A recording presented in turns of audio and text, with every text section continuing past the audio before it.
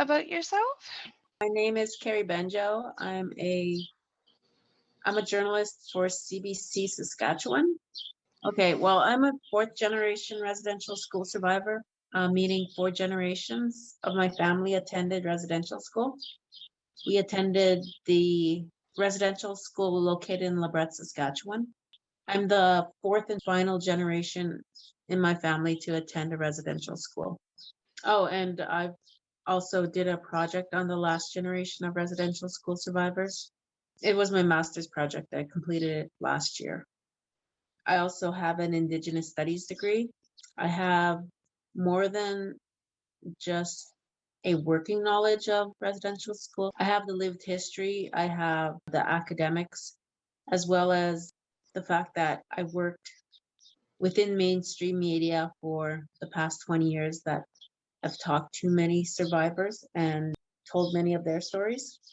Okay. Basically, I know more than the average person about residential schools and their history here in Canada. Do you think that your story is different than what Canada says what happened? Do you think there's Well, two different stories on of what happened with the yeah, Indigenous culture? And Canada refers to it, from what I've seen, like from witnessing the apology, as a dark chapter in Canada's history. And they put it as something that happened in the past. And that's so untrue because I know so many students that are younger than me that attended residential school and are still feeling the impacts of residential school. So when they say it's in the past, no, it's not in the past. It's still a living part of Indigenous people. And yeah. historically, Canada has not recognized their role in Indian residential schools. And for me, Indian residential schools play an integral role in today's society because a lot of what's happening today is a direct result of what happened after, like in my case, four generations of residential school. How do you self-identify yourself? Because I know a lot identify ourselves differently. I identify as a Soto woman, Soto Mhm. Cree. So I'm First Nation, but I also recognize the fact that within Canada, I fall under the umbrella of Indigenous. So I'm First Nation. I'm from a Soto reserve, so that's basically my identity. Okay. I have learned that my sixth great grandfather was from the New York Mohawk. Interesting you should bring up like learning about your past for Indigenous people. A lot of what we know is still contained in oral history because for us, a lot of our names were erased during residential school.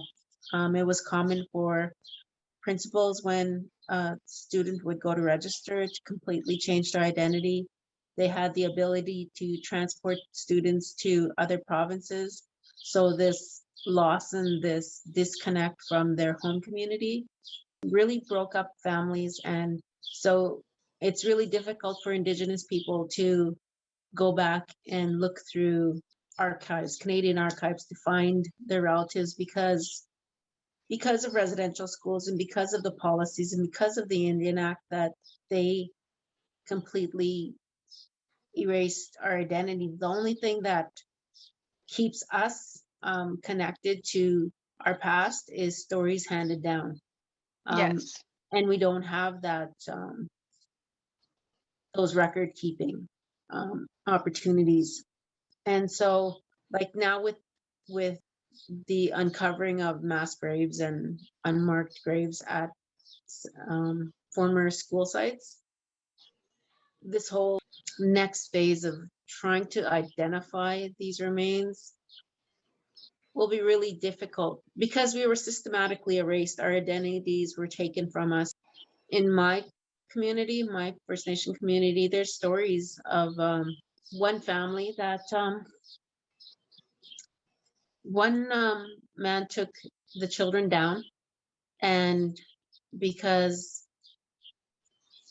the priest registering them, the principal at the school, didn't care to find out the children's names. He gave them each new name and gave them all the same last name, even though they weren't related. So on a reserve today, there's 3 different families that all share the same last name, but they're not biologically related. And that's some of the carryover from residential school that we're still seeing today. Like there's families that all share the same last name on our small reserve, but they're not related simply because they weren't deemed worthy enough to have their own separate identity. And so Mm-hmm. the stories of this loss of an identity goes further than just cultural and being stripped of our cultural practices, our language, our ceremonies.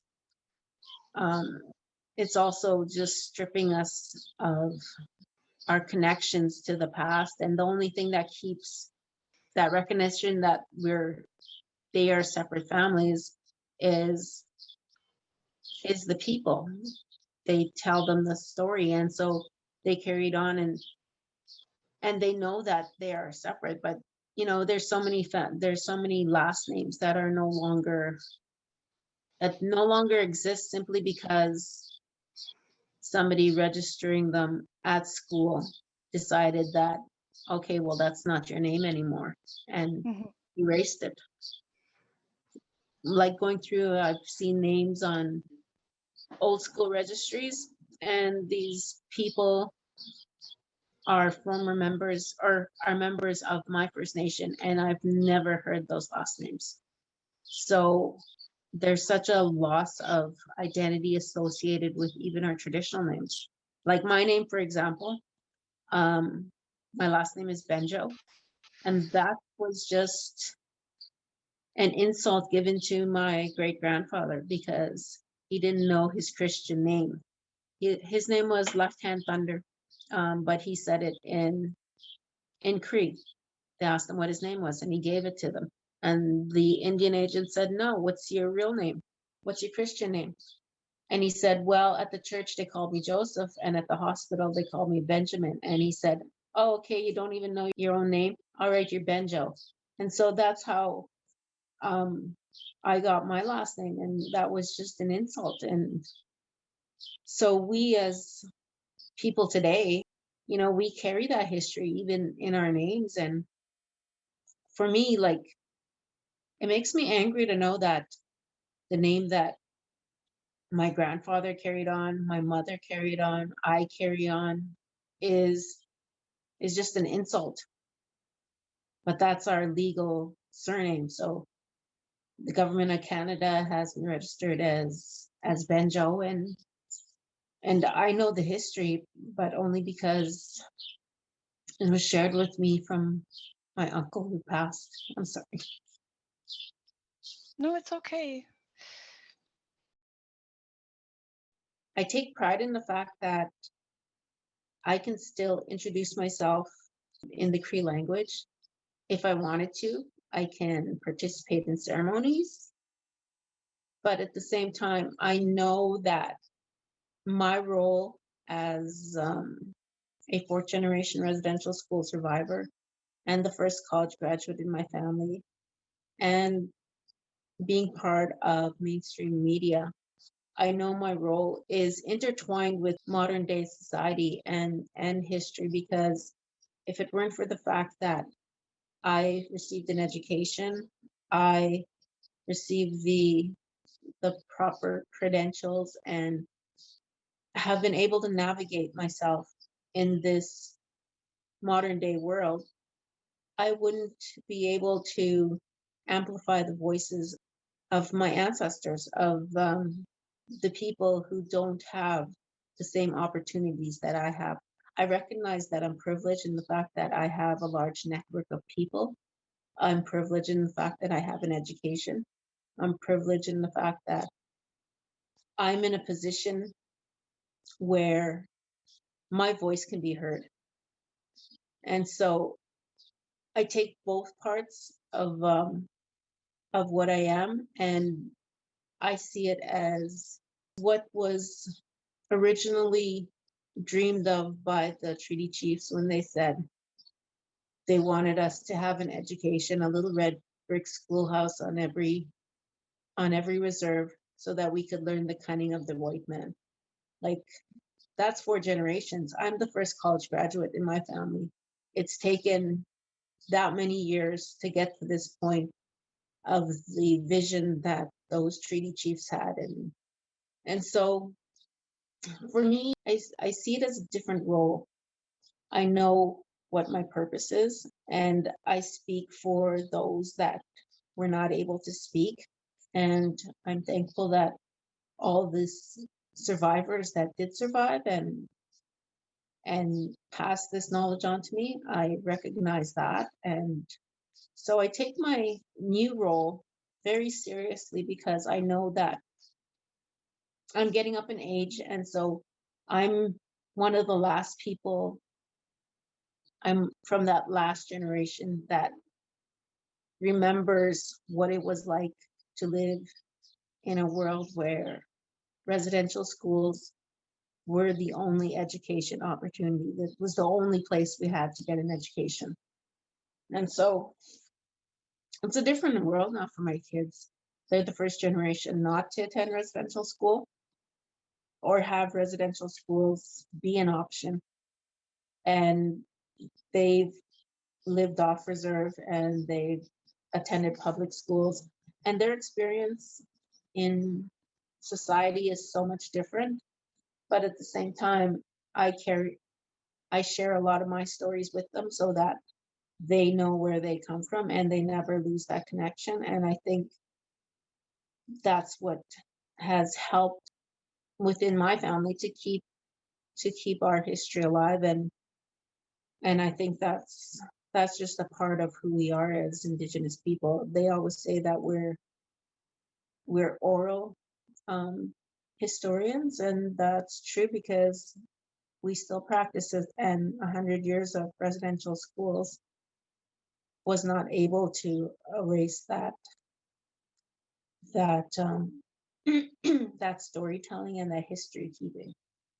So here I am today doing what my ancestors did, but I'm different in the fact that I live in a free world, whereas they didn't, because my mom and dad lived during the time of the pass system, and they remember what it was like to not be able to leave the reserve, not be able to work off reserve unless you gave up your Indian status. And if you gave up your Indian status, you weren't allowed back on the reserve. So it's kind of surreal to realize that I'm like the first generation in my family to experience that freedom to leave and come and go as I please, and to be able to pursue my dreams and not be limited by the Indian Act.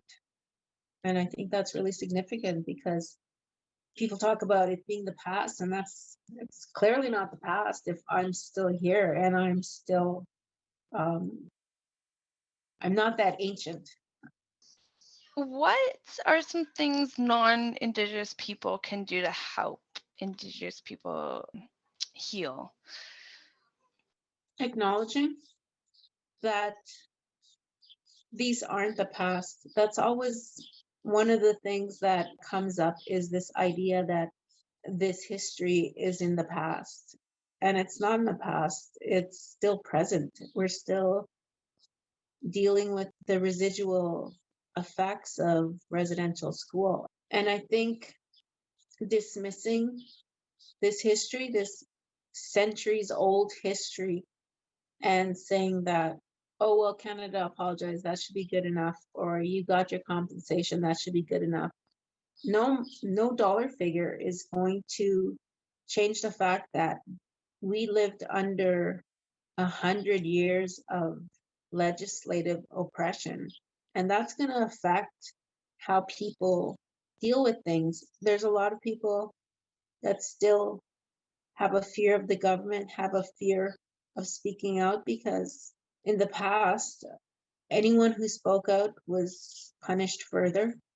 There's stories of back in as far back as 1940s, Indian chiefs raising concerns with the government, with anybody that would listen, about the conditions of these residential schools and their children starving. And what do? They turn around and decide to starve them even more and put them into nutrition experiments. So there's so much stuff that was done to silence Indigenous voices historically and even now. Like when an Indigenous person is ready to talk or they want to talk, there's a lot of people that want them to just shut up, because hearing that truth is really hard, and people are so quick to say that was in the past, that wasn't you, or that was 100 years ago or whatever, and they think that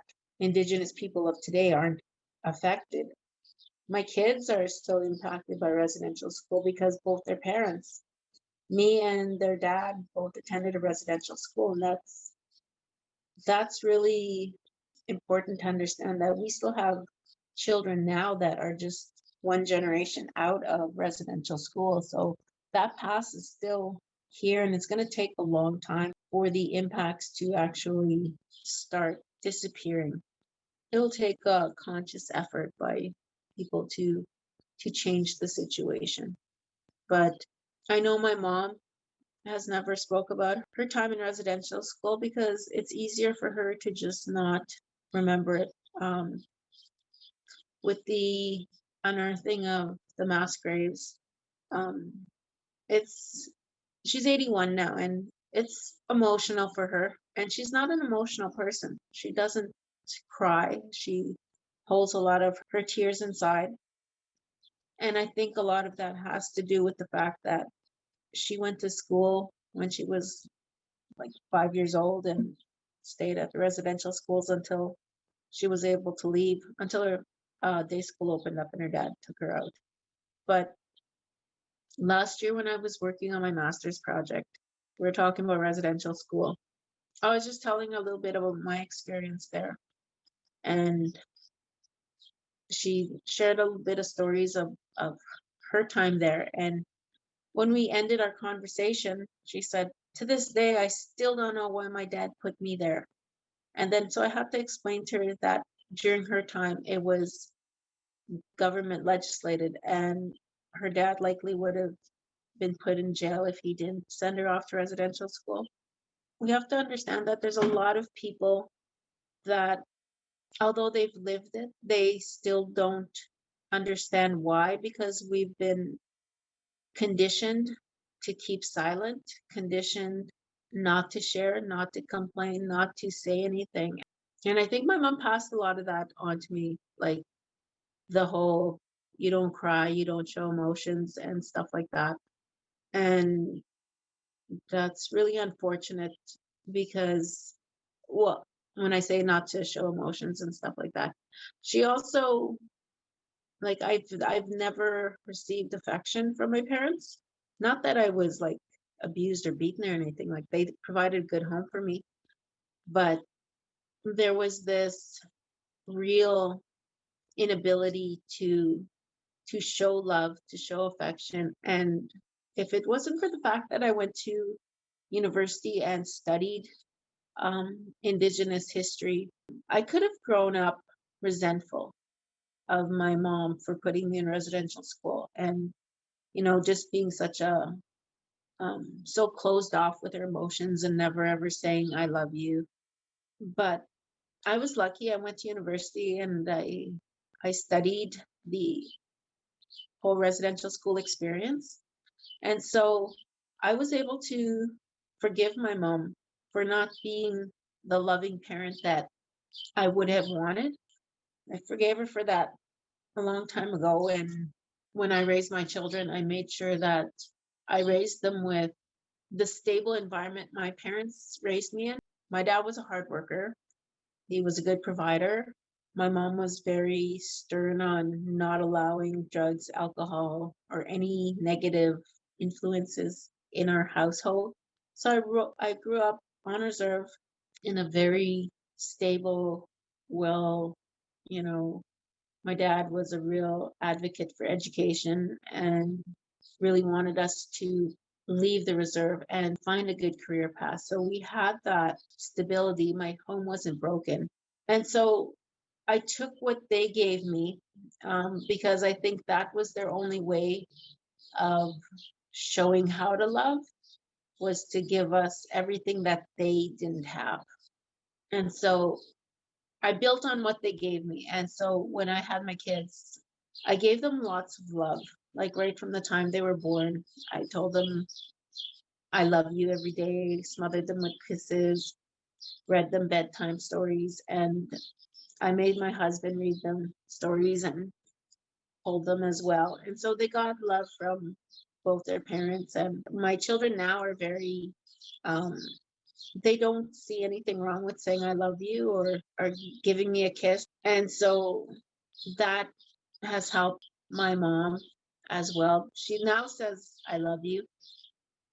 It wasn't until she was facing some major surgery and the outcome was not so good, and she was basically in her hospital bed and getting wheeled off into surgery before she said I love you. And she was 75 years old, and I still remember that. I was so shocked, and I was like, I was so stunned because I've always told her I loved her, and she'd be like, I know, or okay, and she never said it back. And that was the first time, and now she says it, and it's taken her how many years to be able to show love and show that softer side of her. She's still tough. She's still a very tough woman. Um, you'll rarely ever see her cry. I think I seen her cry once, and that was when my dad passed, and she came home for the first time. She cried for a bit and stopped, and that was 36 years ago. And it wasn't like a full out cry. It was just a momentary, very brief moment. She didn't cry when my sister passed. She didn't cry when my little brother passed. Like, she's very guarded with her emotions. And so when these stories began circulating in the news, she watches the news a lot, and she heard about these mass graves and these unmarked graves being uncovered. It struck her, and she admitted that it's made her cry because she said for her, she said it's like all those little ones are like her grandchildren. She's good with her grandchildren. They get the softer side of her that we never did. But I heard it in her voice, and she talked about how there was pressure from the government now to get the Catholic Church to apologize. And she was like, those are just words. Like, what good are those words going to do now? She said, how many times are they going to say sorry? She said, sorry is not going to fix anything. And so when I'm asked to talk about what needs to be done or what should be done, I'm very quick to point out the fact that there's still First Nations in Saskatchewan, in Canada, that don't have access to clean drinking water. They don't have food security. Their infrastructure is virtually non-existent. We have overcrowding in houses. We have so many social problems that could be fixed with an investment. And once those are fixed, I think that will go a long way in helping to heal communities, because I can't imagine what it is to live in a place where I don't have access to a grocery store, or I can't take a bath when I want to. I have to limit my water usage because water doesn't get delivered for a week. So that means, okay, well, we have enough water to take one bath. Oh, but we can't do laundry this week. When that shouldn't even be happening. We live in Canada, and I think every First Nation should have the same amenities as a municipality? Why can't they have paved roads? Why can't they have running water? Why can't they have drinkable water? Why can't they have grocery stores? Why can't we have adequate housing where there's not 20 people in a house? And why do they have to wait 20 years to get a new house? Why can't we have the same? Why are we so deprived? And so I know that I'm not deprived. Like I said, I'm privileged. I don't live under those circumstances, but I put myself in that place, and I understand why people turn to alcohol, why they turn to drugs, why they gamble, because it's an escape. Like, you can't live under those oppressive terms in that depressing environment without wanting something else. And maybe alcohol for a bit. It's an escape. Like, if I lived in a situation where I had to ration my water or go harvest water to survive, if I didn't have access to quality education for my children, if I couldn't just run to the corner store and get something for supper, I don't know how well adjusted I would be, how I would be able to concentrate on improving my life if I'm just, still trying to meet my basic needs. How could I concentrate on healing if I'm still just trying to survive? As the United Church, what do you think that we should do to help? Advocate for clean drinking water, advocate for access to quality education on reserve. There is such a gap between funding on reserve compared to funding for public school. I think it was a 30% gap, and that shouldn't even exist, because that's one of the things that kept residential schools running for so long. It's education, this desire to get an education, to adequately educate their children. And for the United Church specifically, I know the United Church was involved in some residential schools and things like that, but as a unit, as a collective, I think advocating for Indigenous rights, basic human rights, is essential, because unless people other than Indigenous people start advocating for universal access to clean drinking water, universal access to education, universal access to food security, then nothing's going to change. It's just going to be the way it's always been.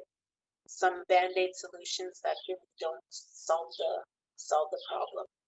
Like a water treatment plant in Red Reserve is fine.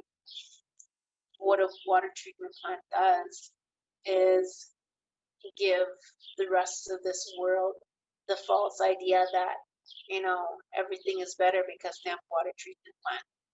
Like I said, my mom still can't drink water from the sink. She has to get somebody to bring her drinking water from that facility.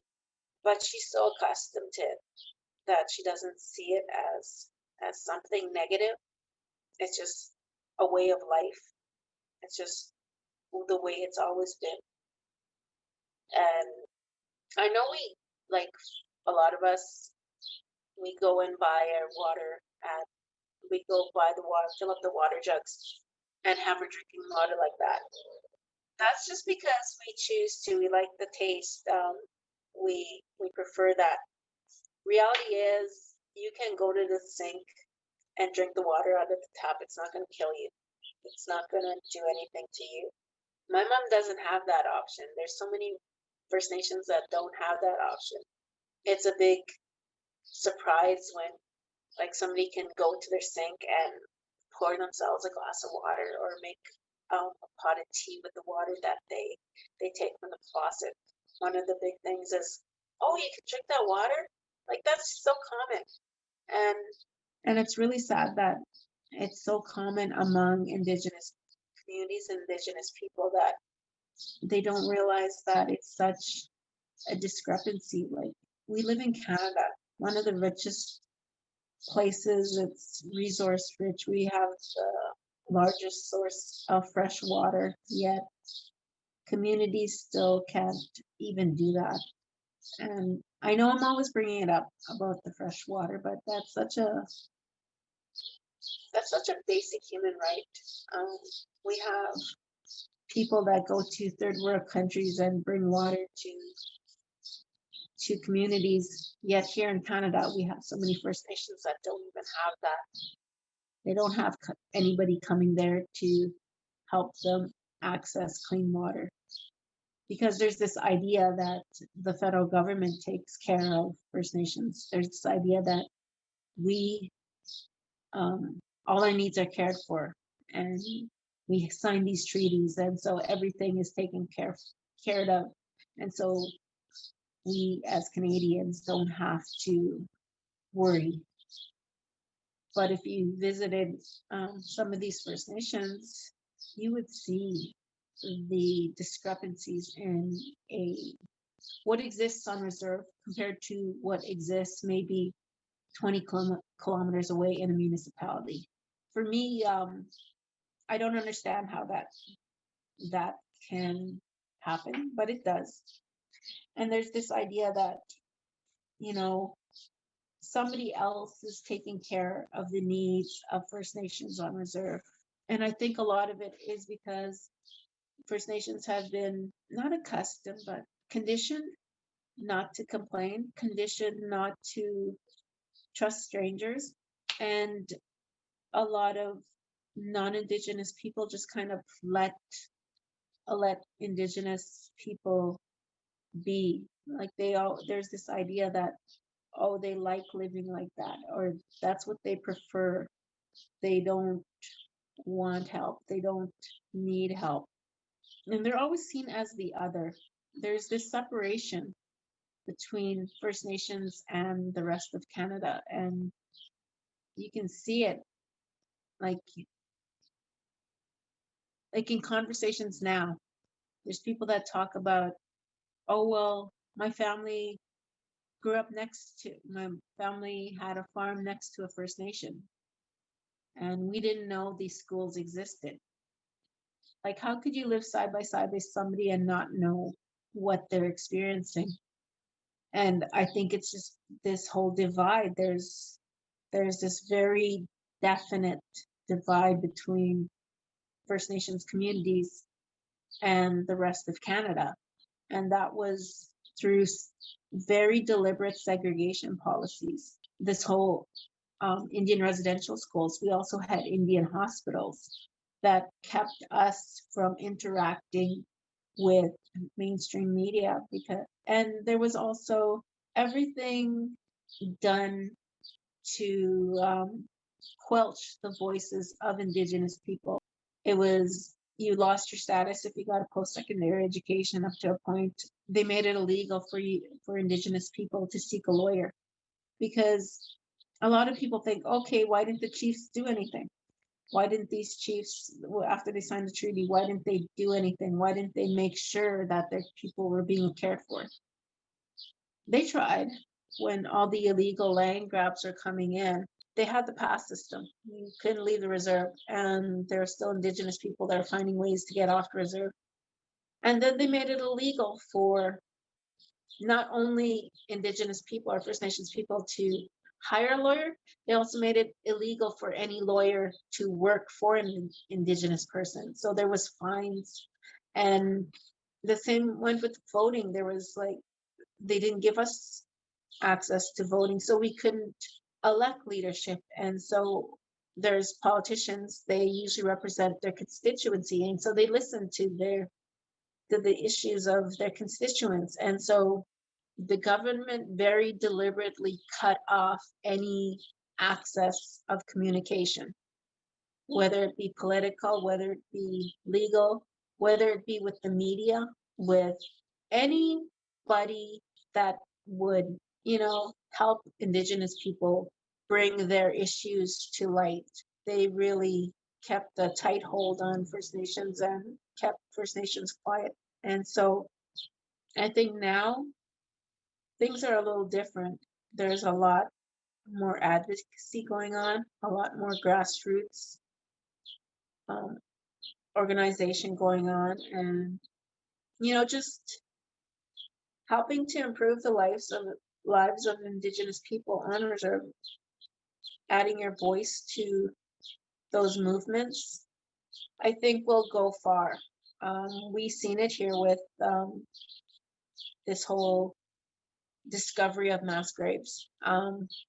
Social media, there's people able to share their stories directly with the public without any interference. And so now a lot of the public is hearing these stories that they never heard. And there is more sympathy, and there's more push, there's more people wondering, well, why did this happen? Why didn't I know? And why didn't my parents do something? Why didn't my parents say something? And so we have a lot of people, young people now, that are trying to rectify that wrong. And I think way back when the Indian Act was established, the federal government really feared that, if the public knew, they wouldn't be able to do what they did to Indigenous people. Because I think deep down, no one is any different today than they were back then. I think there would have been a lot of public outcry for the mistreatment of Indigenous people. So this silence and this punishment and the things that the federal government were able to do they were only able to do it because it was shrouded in silence and secrecy. And so, like, moving forward, I think advocating for basic human rights on reserve, joining, helping to amplify the voices of Indigenous people is really important, and not taking the lead and not saying, oh, I'm doing this, but actually lending your support to Indigenous people who are already fighting that fight. You don't have to start your own thing and do it on your own. There's already so many groups out there that have been advocating for changes for a really long time. And I think just lending your support, lending your voice, helping to amplify the voices of those that have been silenced for so long is a really good way to work towards reconciliation. I have a lot of trouble with that word reconciliation because it just seems like it's just a fancy word that people pull out, and they do an art project and they say, oh, well, this is part of reconciliation. Oh yeah, that's nice. It's a nice art project, but there's still people on reserve that don't have clean drinking water. You tell me about your website you created. Last year, I did my master's project on the last generation of residential school survivors, and I focused on my school, the LeBret Residential School, and the final years of operation when it was taken over by the Star Blanket Cree Nation. It was a different environment back then. Like I said, there was a lot of people. Well, for me, going there and living there for such a long time, you create bonds with the people, like with other students and with sometimes the supervisors. And so there's a lot of people from that last generation who have fond memories of their time in residential school, but it's not because of the residential school themselves. It's because of being with people and making those friendships. And for me, it was sort of a way of telling that final chapter of the Indian residential school when First Nations took control of it and were able to flip the school virtually on its head and was starting to do all the things that the schools were doing, the complete opposite of what the schools were intended to do. I talked to graduates from the very final years who talked about how every morning there was a smudge available, and so students could smudge themselves, and there were talking circles, and like the chore and the regimented lifestyle that was still there, like very scheduled, you have to do this, you have to do that. That was still there. But what they were introducing was access to traditional ceremonies, language classes like Cree and Soto, and I think it might have been Nakota, were introduced at the school, reintroduced her. And so there was students in those final years that had an opportunity to learn more about their culture while being at the school. At this time, the church was taken out of it.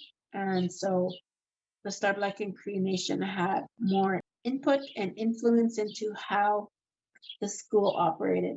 And there's a lot of people that came out of there very successful because the focus was on academics and athletics.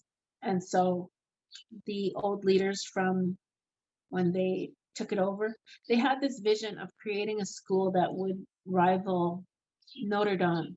The Notre Dame here in Saskatchewan, it's a school where you live at.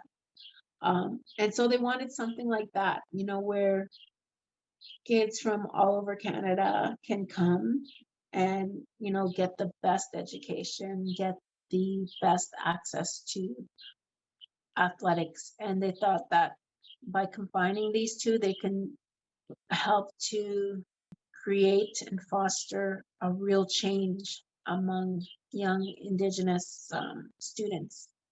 And they were well on their way to establishing that. The school itself was really old, and rather than give Star Blanket a new school, they decided to close the school down and said that they would invest in building high schools on First Nations, which never really happened. So I think in 1998, when the school closed, I think the federal government was just trying to get out of this whole operation of residential schools, because in 96, that the ball was already rolling with former survivors talking about the abuses that they suffered at the schools. And so although this one school was working towards, creating a different environment, it was already too late. And so the plug was pulled on that. And so I just captured just some stories from former staff and survivors from different generations. And I tried to take them from like the mid 80s when Star Blanket took over, back to the late 90s, to show how it was like slowly evolving, and there was potential there, but that was stopped. And you'll find that a lot of older, like the survivors from the last generation, they tend not to call themselves survivors because their experience wasn't as traumatic as their parents. They weren't beaten, there was no church there, but it was still an institution type setting. So some people still had trouble at the schools.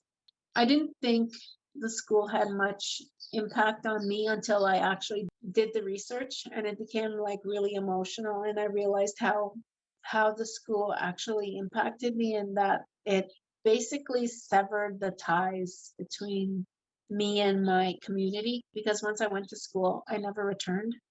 So I didn't go home to the reserve. I went off and I went to university, and I developed a different concept of family, and this idea that I had to take care of myself. I was solely responsible for myself, and any consequences from my actions I had to deal with. And it's good and bad, because like after my marriage broke down, I fell into another relationship, and it was with an abusive partner. And I stayed with him for 7 years, and ultimately I did leave, and I had to walk away with nothing. I walked away with just my daughter, and I ended up in a shelter, homeless, penniless, jobless, and just my daughter. And I had to rebuild.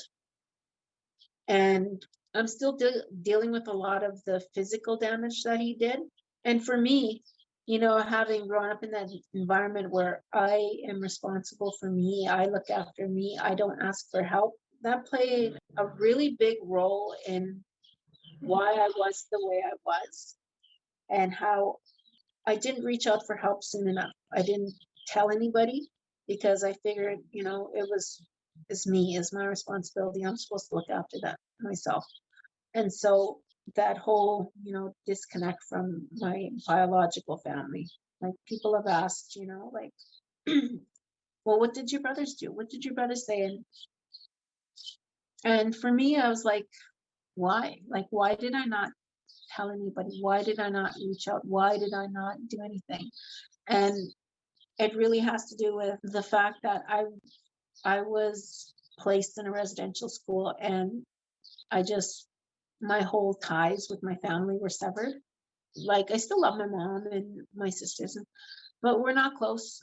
They don't visit me. I can go months without speaking to my mom. It's because I grew up kind of without her, and that's really sad, because I've heard from other people from this era that, we got so used to living on our own and handling things on our own, we forgot what family was like. And one of the guys had told me that him too, like, he loves his mom and all that, but he could go like really, really long periods without talking to her. And it's not because he doesn't love her, it's just, we got so used to living on our own and being alone that we don't tend to reach out, and we isolate ourselves. And it was only after, like, looking at the school and doing my project that I realized that growing up in that institution, that it really changed how I function in life. So my trauma from the residential school is different from my parents, but I still feel the residual effects of it. This whole idea of, like, I'm solely responsible for me and my actions have consequences, and not having that soft place to land, where family should be. I've never felt like I had that place where I could go. So it's always been just on me. Like I said, there was a very gradual changing of the school. When I went in and basically became like a ward of the state, essentially, because the school became responsible for me and they made all my decisions. And there wasn't really much parental influence. My mom really didn't have any say on what I did. She wasn't kept up to date on my day-to-day activity. There was no interaction between me and my mom. There was no parent-teacher interviews. So, like, when I say I learned to deal with consequences and realize that, I was solely responsible for me. I remember one time in class, I have really bad eyesight, and my glasses broke and I couldn't see the chalkboard. And so I was looking at the chalkboard, but I wasn't taking notes. And my teacher got really angry, and he thought I was just not paying attention for no reason. And he yelled at me, and I told him I didn't have my glasses and I couldn't see. And he still yelled at me and told me to pay attention. And so I was sitting there and I was like trying to, like, not to get any attention from him, because he was known for his violence. He was very loud, he was very scary, he was very verbally abusive. He could get physically abusive. I remember that was sitting there, and I guess I wasn't meeting his expectations on paying attention, that he grabbed one of the desks, the desks that had the metal chairs attached, those big. So he picked one of the desks up from, like, the front of class where he was taking notes, and he was a big man. He picked it up and he threw it at me. And if I didn't duck, he would have hit me with it. And some of the other students, like, jumped out of the way so they wouldn't get hit. And that was it. Like, he yelled at me some more. And no one ever came and checked on him. There was no, you know, going home to mom and telling her what happened. There was no retribution for that. There was no, he wasn't held accountable for that because everybody knew that's what he was like. And so we got used to this violence within the school. And looking back now, it's just like, it's so crazy that we put up with that. And so I understand now, as like years, like it's been 30 years, and I can see the impacts of residential school and what it had on me. Like when I graduated, or when I was in grade 12, it was our principal that took us to the university and took us to tour the university and pick out classes if we wanted to. And at the end of our tour and meeting with the student counselors, he said, "All right, are you ready to go? Is this what you want to do?" I think there was like three of us that said, "Yeah, I want to go." Okay. He was like, "Okay." And he signed our papers, like for the guardian.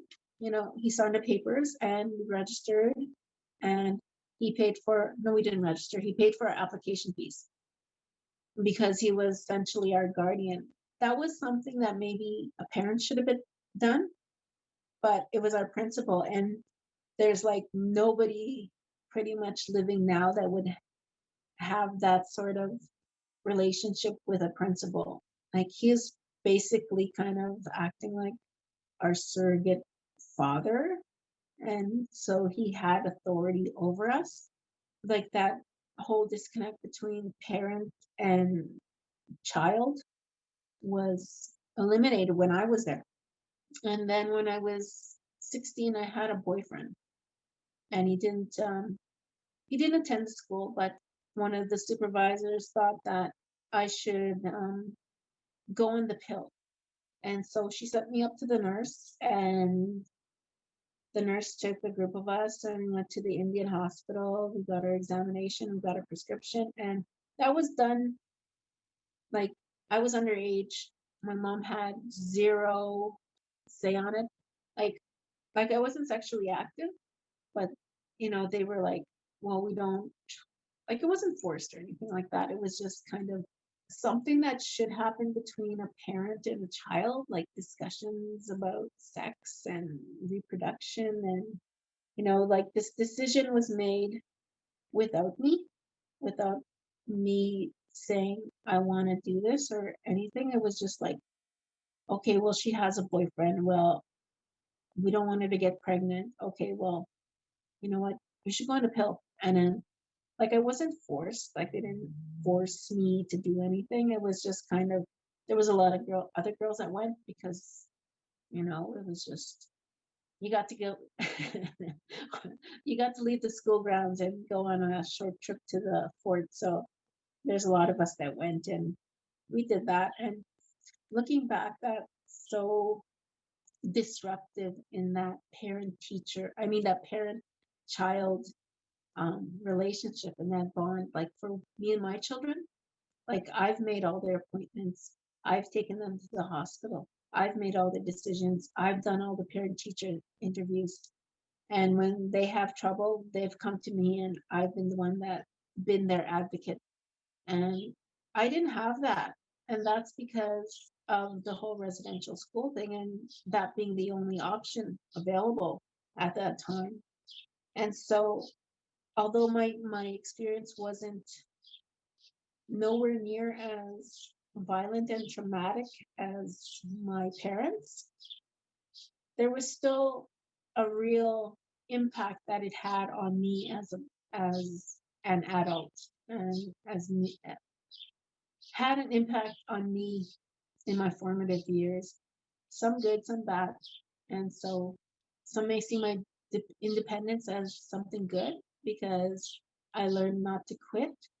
I learned that, you know, because I only had me to depend on, that, I needed to do something. So, which is why I went to university and became the first college graduate in my family.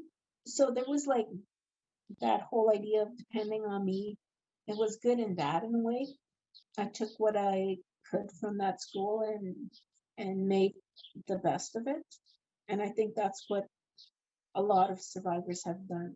They took from that school and made the best of it. And we just kept going. So that's what my project was on, was sort of seeing the final years of a residential school and the impact and the changes that did occur in those final years, because there are students from my generation and a little younger that look at their years at that school fondly, and a lot of it is based on the fact that they were in an environment where they were growing up with their friends. It was still an institution, but it wasn't nearly as bad as my parents' time. There's some that were really far from home and never left, and so it was a little tougher. It was a little tougher for those that didn't have that place to go to, like that, those that got to go home every weekend. It was a little easier on them. But for those of us that stayed there all year round, it was tough. I stayed there all year round. Well, not all year, all through the school year. Thank you for telling me your story. Do you still add to your website or? I haven't lately. I do have to update it. I was going to update it. There's some things I want to add to it that I didn't get time to do the last time, but yeah, I probably will, but I haven't been updating it lately. It's still active, like there's still stories there, like the interviews I did. They're really Yeah. interesting. I try to like there's an interview with Tony Burge. He was a staff member there and he's one of the only non-indigenous ones. And he talked about when he first started, he was 21 or 23, 21, I think. And he had conversations with the old chiefs and he talked about how they wanted to change that school and make it into something better. And so I have his story in there. You know, like he enjoyed his time there. Like he's still friends with a lot of former students, and a lot of former students are still friends with him. And so there's this different environment for those that attended the school in the final years. So that's what that webpage was about. I listened to some of the Oh, okay. recording that's because it says a paragraph or so, and then there's a recording underneath. And I listened to some of them. Okay. Yeah, that's kind of a wide range of different things, because we did have students whose parents worked at the school, and I think they had a better time. Like have your parent there and go to school is probably the most ideal. And then there was some that, their home life was horrible, and so they escaped and lived at the school. And there's some that the schools that they were at were horrible, so they went to Lebret, where it was a better environment, but at the same time, you had to give up your family. I really appreciate you taking your time and telling me your story and answering my questions. I enjoyed talking about it and sharing a bit of history, because I realized that this is a history that hasn't been taught, and there's so many people that don't know about it. And like I said, if I didn't study it in university, I wouldn't have had this knowledge. And there's not many people who've experienced residential school. I'm in a unique position, so I understand that. And like I said, as a journalist, one of the goals of being a journalist, or one of the purposes, is to amplify the voices of the voiceless. So I take that role seriously in my real life too. So I understand that there's a lot of people that don't know about this history. So I'm quite willing to share what I do know, because we have a lot to try catch up on. Like that's 100 years of hidden history, and the more non-indigenous people who know about it, maybe they'll get a little curious and, do their own research. And I think that's beneficial for everyone. Thank you for reaching out and taking the time to listen. I know I talk a lot. No, it's okay. I like it.